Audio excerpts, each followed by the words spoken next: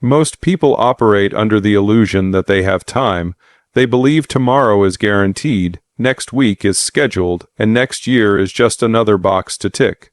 But the truth is, time is not a guarantee, it's a gamble. And eternity, that's the pot. Urgency is underrated because comfort is overrated. We numb ourselves with distractions, bury our convictions under convenience, and call it living. But what if I told you that everything you've been putting off, everything you've been waiting for the right time to start, has just reached its expiration date? You see, urgency isn't just about moving fast. It's about **moving now **. It's about recognizing that there is a ticking clock over every decision you make, every action you take, and every opportunity you ignore. The last rapture sign just appeared. That means the final warning has been issued, not a drill, not a teaser, the real thing, and yet people are still hitting the snooze button on their soul, still thinking they've got more time to get serious. But the thing about time, you don't know when it runs out until it's already gone. We've been conditioned to think there's always later, that we can always change, always repent, always turn things around eventually **. But eventually is a myth. It's a story we tell ourselves to avoid facing the responsibility of now **. And when that final moment hits, when the sky cracks open and reality splits from illusion, you either acted with urgency or you didn't. You're either ready or you're not. There is no middle ground. The world loves to talk about hustle when it comes to money, move fast, scale fast, fail fast, but when it comes to the things that actually matter, your soul, your purpose, your eternity, suddenly everyone slows down.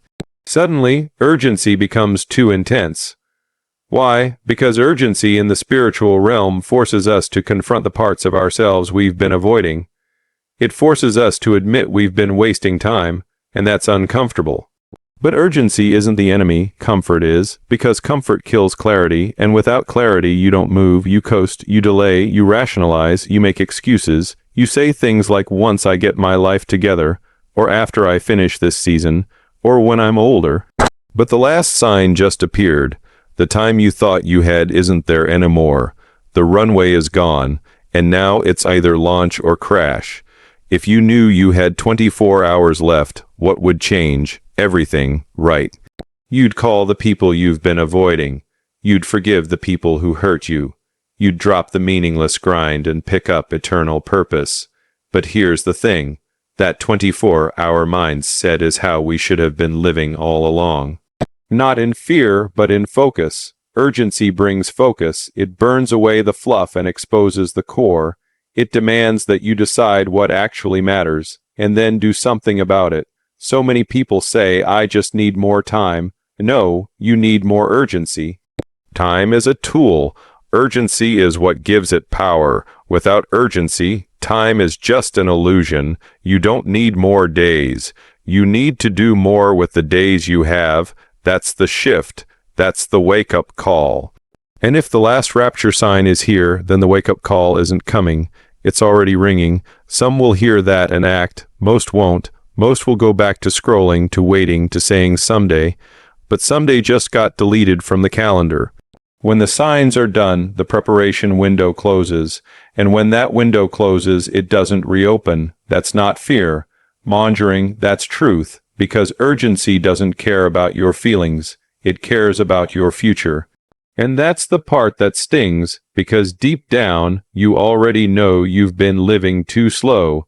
You already know there's a gap between what you say matters and what your actions actually show.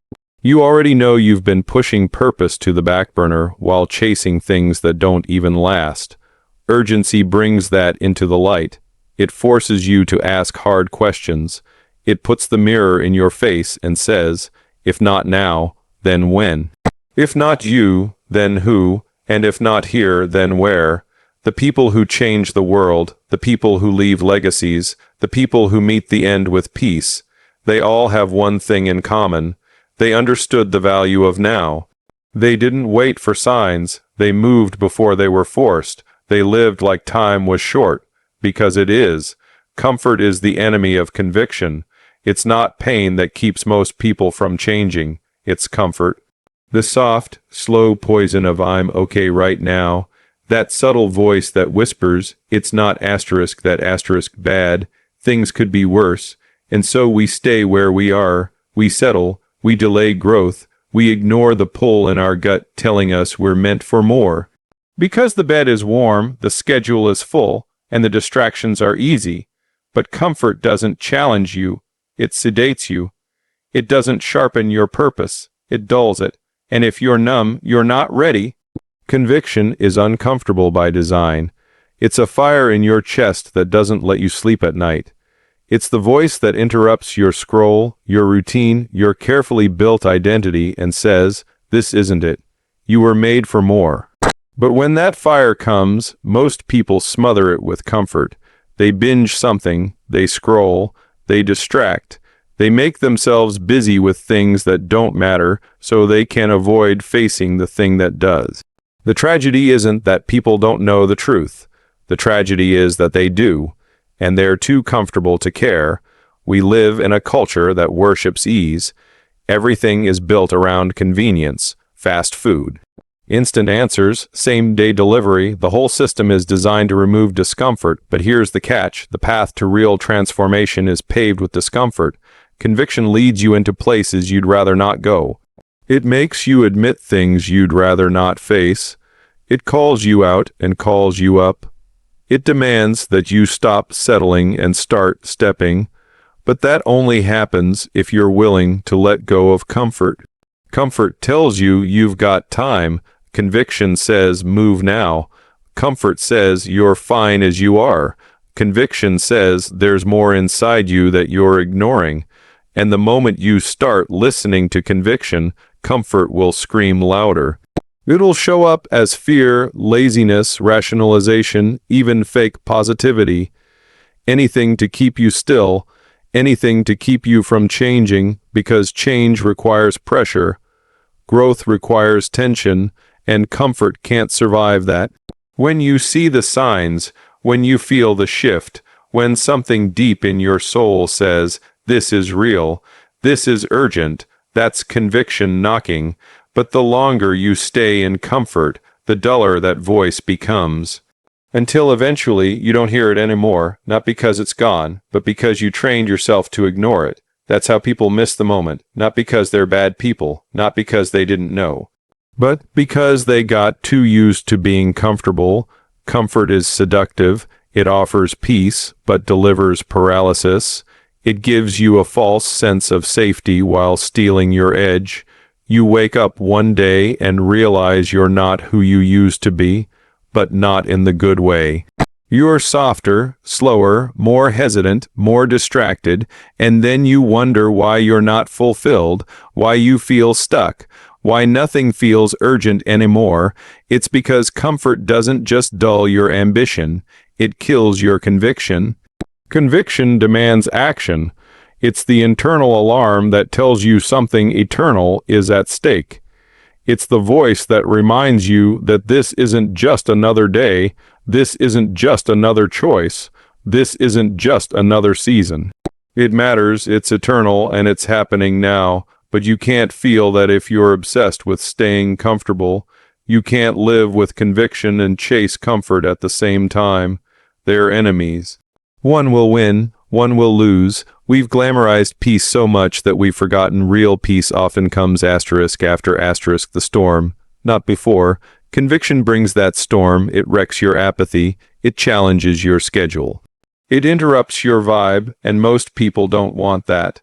So they label conviction as negative energy, or guilt, or judgment. But it's not, it's grace, it's warning. It's the divine mercy of being woken up before it's too late. And you'll only hear it if you haven't been rocked to sleep by comfort. Think about this: every major turning point in your life, every breakthrough, every transformation didn't come in a moment of ease.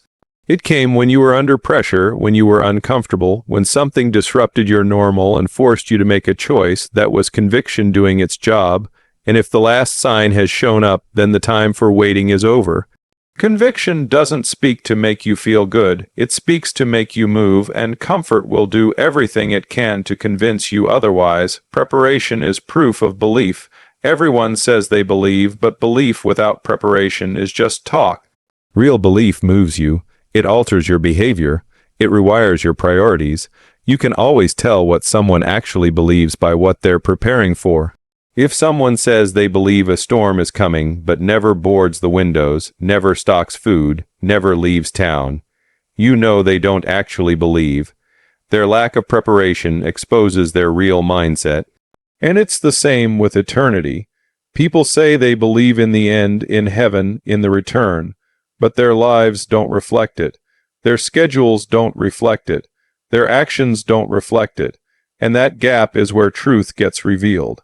You don't prepare for something you don't expect. You don't train for a fight you don't think is happening. If you truly expect the rapture, if you truly believe the signs mean something, if you truly believe time is short, then your life starts to look different. Your decisions get sharper, your urgency increases, you stop wasting time because you understand what's coming, and if your life hasn't changed, then maybe the truth is that your belief hasn't either. People prepare for weddings, they prepare for job interviews, they prepare for vacations. Why? Because they believe those moments are real, they believe they're coming, so they invest time, energy, money into getting ready.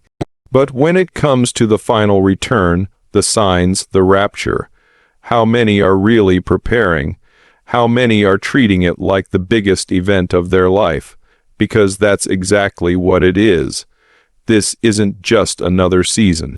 It's the closing chapter, and preparation is the only evidence that you understand that.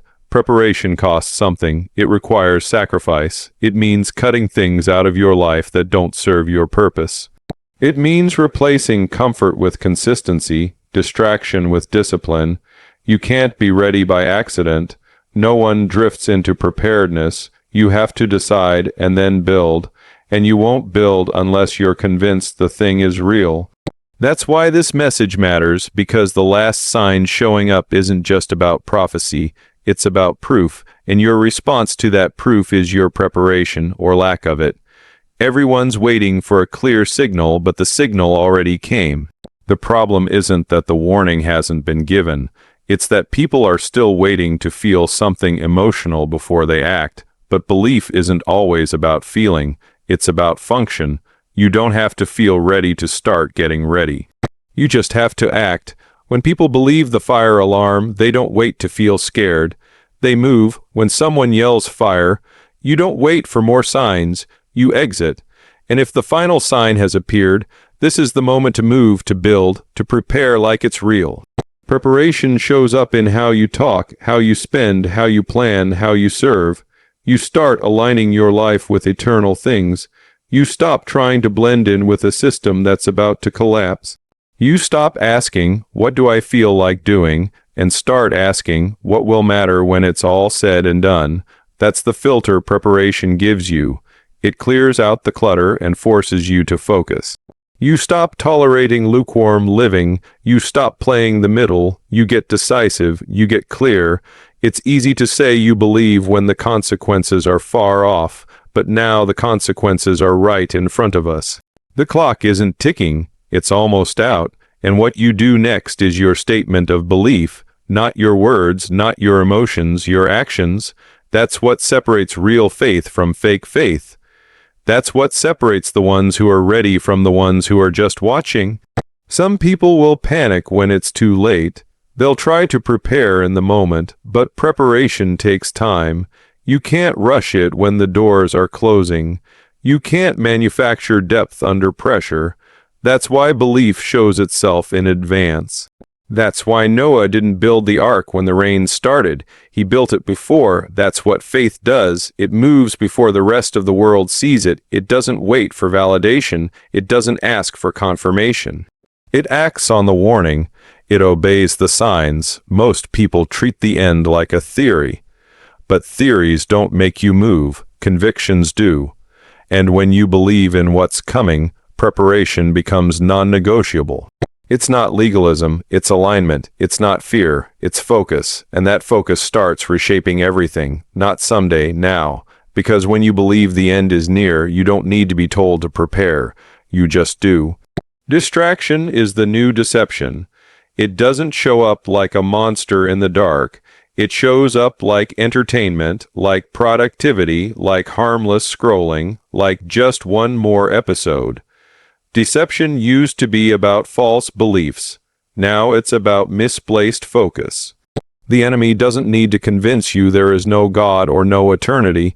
He just needs to keep you too distracted to care, too busy to notice the signs, too entertained to prepare, because if you're distracted, you're not alert.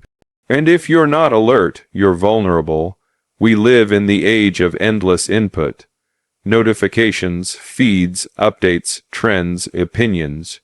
Your brain is under constant attack, not with fear, but with noise.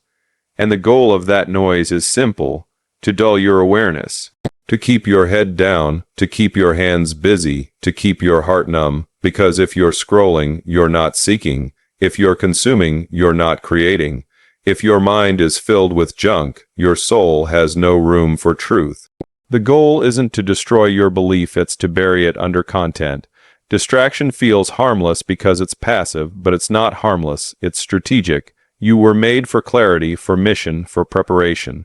But clarity requires silence, mission requires intention, preparation requires focus, and distraction strips all of those away. You start to forget what matters, you lose your urgency, you become desensitized to the very signs that should shake you awake.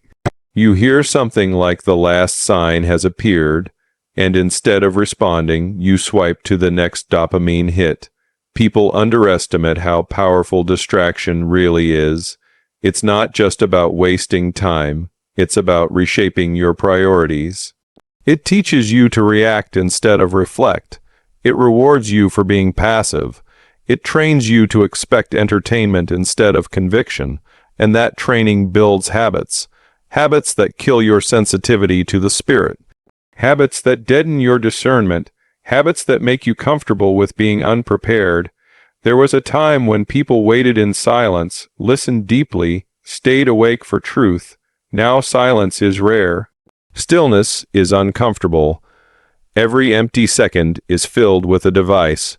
But the voice that prepares you for eternity rarely shouts over noise. It speaks in quiet conviction. It moves in focused hearts. And most people never hear it because they're too distracted to recognize the sound. They don't miss truth because it's hidden.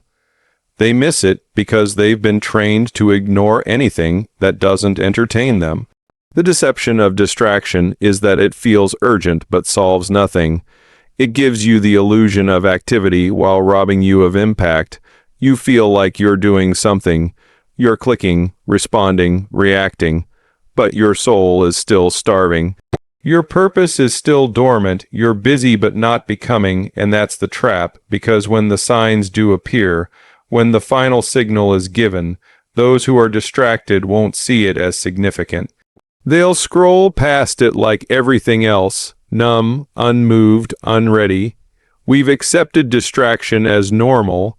We joke about short attention spans. We brag about multitasking. But none of that prepares you for what's coming. Multitasking doesn't build character. Noise doesn't build depth. Shallow inputs don't produce eternal outcomes. You can't live a distracted life and expect to have a focused end. Something has to break. Something has to shift, because if the last sign really has appeared, then distraction isn't just dangerous. It's deadly. There's a reason Scripture says be alert. There's a reason it says stay watchful.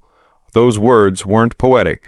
They were warnings, urgent, practical instructions, and yet most people aren't alert. They're entertained, they're not watchful, they're wandering, their attention is fractured, their energy is spent reacting instead of responding. Their identity is shaped by algorithms instead of truth, and they don't realize it until the moment has passed. The enemy doesn't always fight you with fear. Sometimes he fights you with comfort and distraction. He doesn't push you away from God. He just keeps you too preoccupied to notice you're drifting. He doesn't need to break your belief. He just needs to dilute your focus until your faith becomes casual, your purpose becomes optional, and your soul becomes silent. That's the war we're in, and it's not loud, it's quiet, it's subtle, it's a slow fade, but it's real. The hardest part is that distraction is easy, it feels good, it's socially acceptable, everyone else is doing it. But eternity won't be based on what was easy. It will be based on what was true, and when truth calls, distraction is the thing that stops you from answering. Not because you didn't hear, but because you were too busy doing something else. Most won't act, don't be most. That's the harsh reality. You can share the signs, sound the alarm, lay out the truth right in front of people, and still, most will do nothing. They'll nod their heads, feel a moment of conviction, maybe even agree with the urgency, but when it comes time to act, time to change, time to move, they freeze, they stall, they rationalize, and in that hesitation, the opportunity is lost. Not because they didn't know, but because they didn't move. The crowd has never been the benchmark for truth. The majority has never been the indicator of readiness. In fact, the majority has always been slow to respond, quick to forget, and addicted to comfort. The path to life is narrow. Few find it, not because it's hidden, but because most aren't willing to walk it. It costs too much. It requires too much. It calls them to a standard that disrupts everything they've built. And so they stay still, hoping that awareness is enough. But awareness isn't action. You see it everywhere. People wait for the perfect time. They want to feel ready. They want to be sure. But time doesn't wait for their process. The last sign doesn't check your calendar. Eternity doesn't care about your emotional timing. The truth is the truth, whether you're ready for it or not. And when that moment comes, when the shift becomes reality, most won't act. They'll be stuck in their thoughts, in their plans, in their opinions, while the window closes in front of them. That's why you can't live like most. You can't base your urgency on what the people around you are doing. You can't take your cues from a distracted, indifferent crowd. If you wait until others move, you'll wait too long. If you wait until it's popular, it'll be too late. This is a personal responsibility, a personal decision, a personal standard, and it starts when you decide that you're not going to be part of the group that hears but doesn't obey, sees but doesn't respond, knows but doesn't act. Acting means interrupting your own momentum. It means saying no to the habits that have made you passive. It means breaking the rhythm of your current lifestyle to align with a new reality. That's not easy. Most won't do it. Most would rather modify their beliefs than change their behavior. They'd rather reinterpret the signs than realign their lives, but truth doesn't bend, it doesn't wait. It doesn't adjust to your comfort level. It calls you out of where you are and into where you need to be, and that call demands movement. There's a cost to action. It requires letting go of pride. It requires cutting off excuses. It requires walking away from what's familiar, but there's a greater cost to an action, the cost of missing the moment, the cost of waking up too late, the cost of realizing that knowing the truth wasn't enough if you didn't move on it, and when the time comes, no one will be able to act for you. No one can prepare for you. It won't matter what others were doing, it will matter what you did. Most will try to ride the fence. They'll want the benefits of preparation without the discipline. They'll want the reward without the sacrifice. But there's no middle ground when the line has already been drawn. When the last sign appears, there's no more room for delay. There's no more room for indecision. You either act or you don't. You're either ready or you're not. And most statistically, historically, spiritually won't be. That's the weight of this moment. What separates the few who act from the many who don't isn't talent, knowledge, or background. It's urgency. It's clarity. It's the internal decision to respond to truth no matter the cost. It's the refusal to be lulled into apathy just because everyone else is asleep. It's the conviction to say, even if no one else moves, I will. Because eternity isn't about consensus. It's about commitment. It's about who is willing to take the message seriously enough to let it change them completely.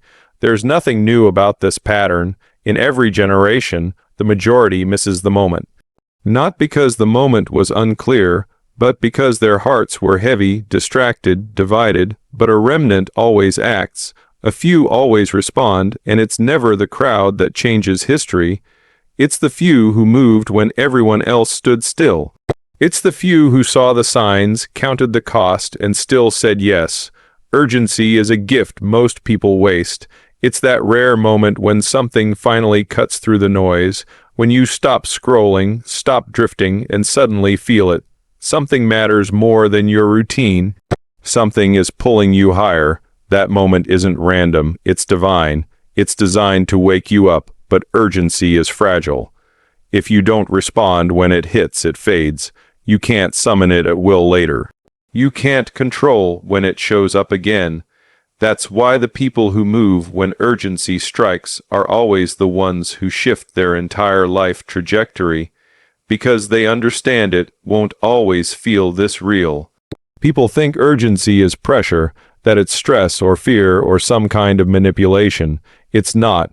Urgency is mercy, it's clarity, it's a gift that says, this matters more than anything else right now. And most people brush it off. They feel it rising in them for a second, but then they get distracted. They check their notifications. They tell themselves they'll deal with it later. They expect that urgency to stay there waiting for them. But it won't, and when it's gone, they go right back to normal, right back to numb, right back to the life that wasn't working. Urgency doesn't knock politely, it crashes in, it disrupts, it breaks patterns. And that's uncomfortable. That's why people resist it. Because urgency calls you out of convenience and into conviction. It tells you that something is happening now, that waiting is no longer an option, that everything safe and familiar must be questioned. But urgency doesn't argue. It doesn't try to convince you with evidence. It doesn't care about your excuses. It just says move, go, now. There's a reason so many people feel stuck. They felt the urgency once, but they ignored it, and now they wonder why nothing is changing. It's because they wasted the moment when the fire was hot. They delayed when they should have acted, and urgency doesn't reward hesitation. It rewards movement. The more you move when urgency hits, the more it visits you. But the more you delay, the more your heart gets used to waiting. Numbness replaces urgency. Busyness replaces calling. Distraction replaces decision, and eventually, even when the signs are screaming, you don't flinch. Most people live waiting for the right moment and never realizing the right moment already came. It was that spark, that conviction, that interruption they shrugged off. Urgency isn't about emotion, it's about response. You don't have to feel emotional to take action. In fact, sometimes the most powerful urgency shows up without drama. Just a quiet, clear realization that this is it. That this can't wait, that there may not be another reminder, that if you don't move now, you may not move at all. We act like we have unlimited time, like the same fire will be there tomorrow, like there's always another chance to reset. But there are moments in life that don't come back, moments that carry weight, that demand something from you now. You can miss them, you can waste them, and once they're gone, you don't get to control when the next one comes. That's why urgency is sacred. It's not a problem to solve, it's a signal to obey. The final sign isn't just information. It's not just something to analyze. It's a trigger for urgency. It's confirmation that the time for theory is over, that the gap between knowing and doing has to close. And if you still feel that urgency, even a flicker, that means you're still in the window. But that window is shrinking. The more time passes, the more urgency feels like background noise instead of a divine alarm. And that shift is dangerous, because once urgency turns into noise, it stops changing you. People think they'll act later, that urgency will wait for a more convenient season, but later is a lie. Later is the language of people who never move. Urgency never promises a second chance. It shows up unannounced and uninvited, and you either answer or you don't. You either break the cycle or stay in it, and no one else can make that decision for you. No preacher, no video, no speech. When urgency comes, it comes to you personally. It demands a personal response. This is how breakthroughs are born, not from comfort, not from logic, but from urgency. From people who recognize that what they feel in this moment is a divine disruption, that it's not anxiety, it's not hype, it's not pressure, it's alignment, something eternal is happening, and urgency is your invitation to be part of it. Not someday now,